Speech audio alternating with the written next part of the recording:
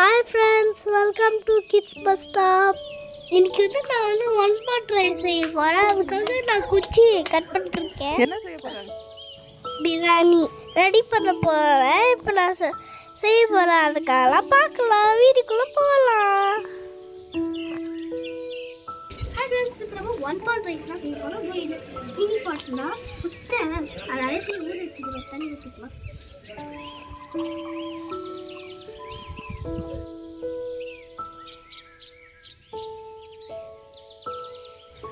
இப்போ நான் கற்பூரம் வச்சு அடுப்பு பற்ற வச்சிட்டேன்.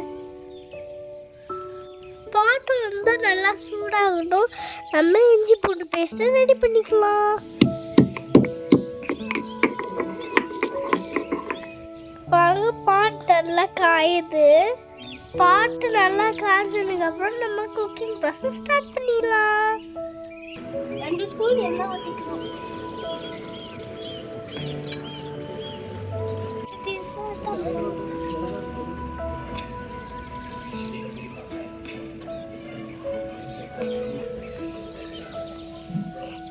இப்போ நல்லா எண்ணெய் காய சத்தம் கேட்குது. இப்போ நம்ம ஆனியன்ஸ்லாம் வெட்டிக்கலாம். கட் பண்ண ஆனியன் இப்போ நம்ம ஆட் பண்ணிக்கலாம். செம்ம போக வந்துங்க, கண்ணெல்லாம் எரிஞ்சு தண்ணியே வர ஆரம்பிச்சிச்சுங்க. அதனால இப்போ நம்ம விடாமல் இப்போ தக்காளி கட் பண்ணலாம்.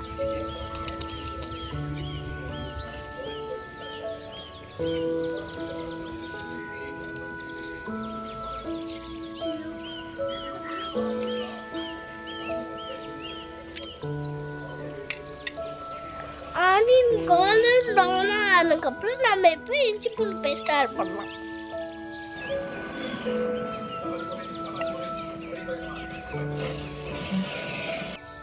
இஞ்சி பூண்டு பேஸ்ட் ஆட் பண்ணி சூப்பராக ஸ்மெல் வந்துச்சு. இப்போ நம்ம தக்காளி ஆட் பண்ணலாம். டொமேட்டோ போட்டதுக்கப்புறம் உப்பு போட்டு அப்போனா தக்காளியில் நல்லா ஸ்மாஷ் ஆகி ஜூஸியாக வரும். உடனே நம்ம சில்லி பவுடர் போடுறோம். அடுத்தது நம்ம சிக்கன் போட போகிறோம். சிக்கன் அது ஒன்றும் உங்கள் காற்று ரொம்ப சின்ன, அதனால் அடுப்பு சேஃப்டி பண்ணிடுச்சு. அடுத்தது நம்ம சிக்கன் போட போகிறோம். ஆனால் நான் ஃபஸ்ட்டு ஒரு ரைஸ் ஊற வச்சல, அதை நான் ஆல்ரெடி குக் பண்ணிட்டேன். இப்போ அதனால நான் இந்த பாட்டுக்குள்ளே ஆட் பண்ணியிருக்கேன்.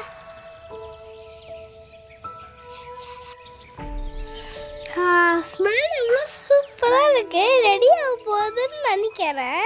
சாப்பிட்றதுக்கே ரொம்ப ஆர்வமாக இருக்கேன். சாப்பிட்டு எப்படி இருக்குன்னு சொல்கிறேன். ஆனால் சூடாக இருக்கே. சரி, சாப்பிட்டு பார்ப்போம். இதோ இப்போ நீங்கள் பார்த்துட்டு இருக்கீங்களா, இந்த மாமரத்தோட இலை. இப்போ சூடன் மாமரத்தோட இலை வச்சு இப்போ சாப்பிட போகிறோம். சூட பிரியாணி. இந்த இலையில சூடாக பிரியாணி வச்சு சாப்பிட்டு உங்களுக்கு எப்படி இருக்குன்னு சொல்கிறோம்.